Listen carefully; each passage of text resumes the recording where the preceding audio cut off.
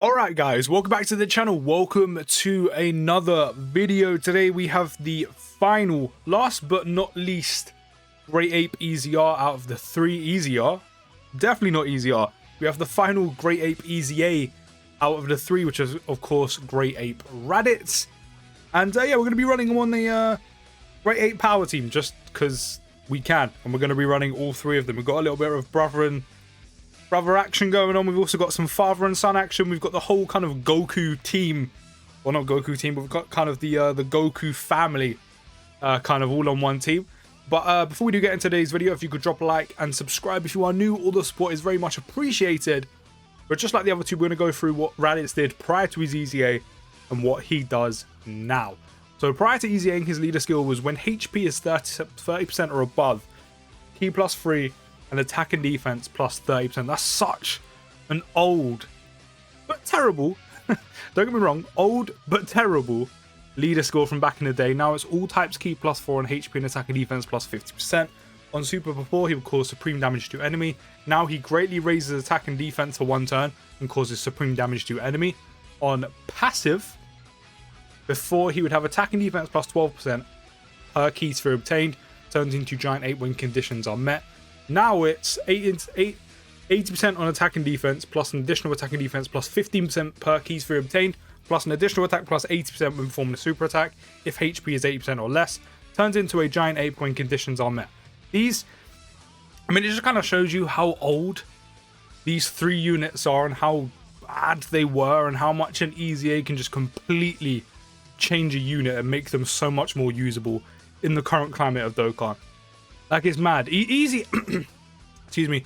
The whole concept of EZA, just thinking about it now, was just such a great introduction or just implementation into Dokkan. It really was. Yeah, has a chance to turn into Great Ape up to 2 turns, which causes 10% chance. His links are the Saiyan Lineage, Saiyan Warrior Race, Brutal Beatdown, Nightmare, Transform, Saiyan Raw, and Shattering the Limit.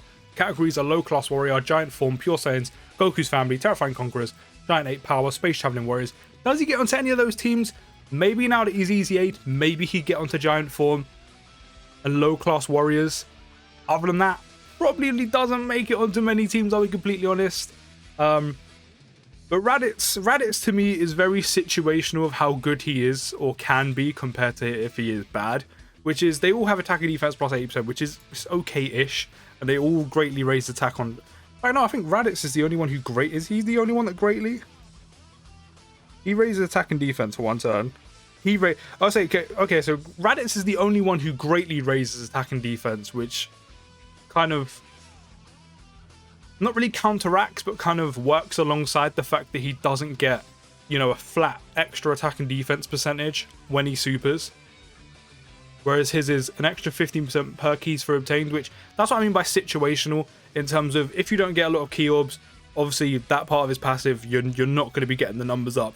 If you can get quite a few Ki orbs, then at some points he'll probably end up being better than Goku and Vegeta.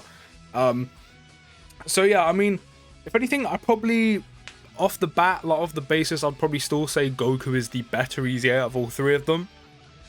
But I said, if you can feed enough orbs into Raditz will probably be just a little bit better, especially because he does greatly raise attack and defense on one turn, rather than just raise.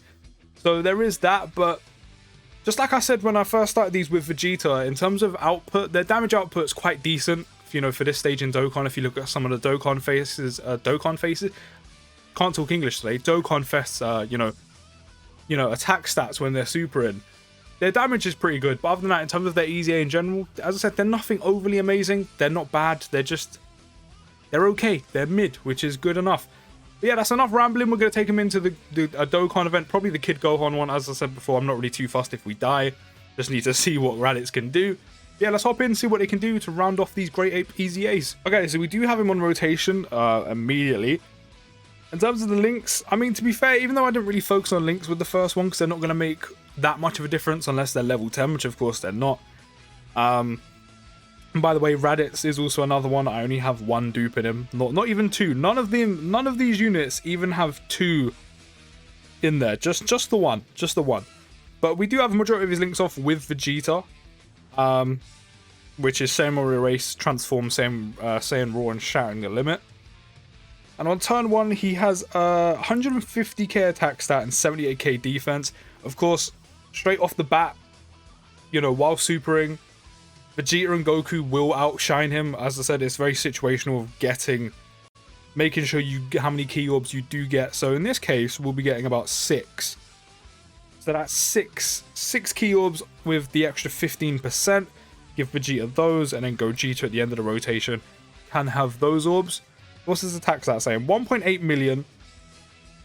Yeah, as I said, it's very situational. Like, in terms of actual just raw damage output, nothing else.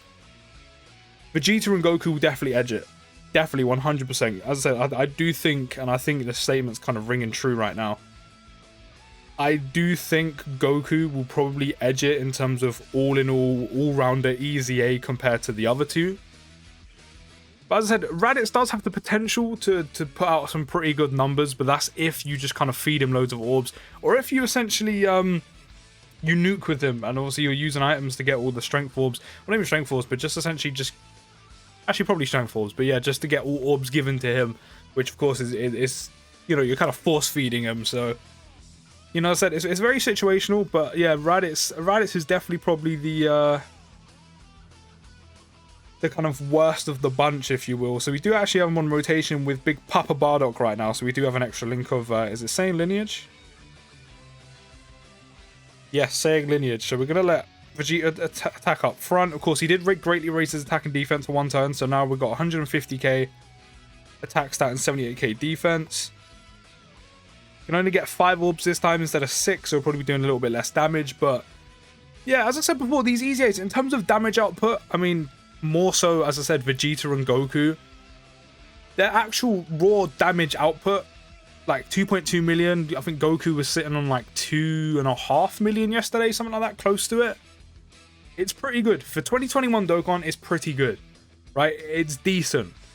In terms of overall, you know, unit capabilities, you know, in terms of the EZAs as a whole, I said they're nothing overly amazing. They're nothing special, but they're definitely not bad. As I said, in terms of, if you think where these units were prior to them getting an EZA, as I said in yesterday's video, these units were going nowhere near, and I mean nowhere near, any teams you would decide to build. Nowhere near. And they would be far from even your mind and consideration to be taking them into the likes of Legendary Goku event, GT Goku event, SBR, ESBR, because they were terrible. At least now you can kind of consider them options depending on how your box is looking and what teams you're using. I mean, depending on maybe the missions you're doing in ESBR and Goku event. Maybe one of these will actually get on one of your teams. And, you know, while they, as I said, won't be like amazing units and, you know, do amazing things and be great in the event, they'll probably do an okay job. Which is okay, because I said before, you don't need every single EZA or unit in Dokkan to be amazingly overpowered. It's just, you don't need that. But yeah, as I said, they're nothing to write home about, but they're solid. They're solid options. That's as simple as it is. They're solid options. We can get 7 orbs this time, so we're probably looking at 1.8, maybe 1.9 million attack stat on Raditz. Yeah, 1.9. So I mean, you know, he's still, in terms of raw damage output, the lowest out of the bunch. So even having, you know, being able to greatly raise attack and defense on Super doesn't actually do him any extra favors, if I'm being honest. I mean, if he didn't have that and it was just raise attack and defense, his damage output probably would be kind of bad. Like, it's not the greatest, but yeah, unless you're going to attempt to forcibly force feed him and nuke with him, yeah, his damage output is just going to be, it's meh. It's okay. But in terms of these EZAs, as I said, they're nothing special. They're nothing to go wild about, but they're okay. They do a job. They can fill a slot on the team if you need them to. And yeah, maybe if they were rainbowed, maybe they'll be a little bit better than what I'm seeing. But as I said, and with level 10 links, it will probably definitely help these units a bunch. So yeah, if you do have these units rainbowed and level 10 linked, do let me know how well they perform down in the comments. But I'm going to end this one here. As always, if you have enjoyed, don't forget to drop a like, subscribe if you're new, and I'll see you in the next video, guys. And peace!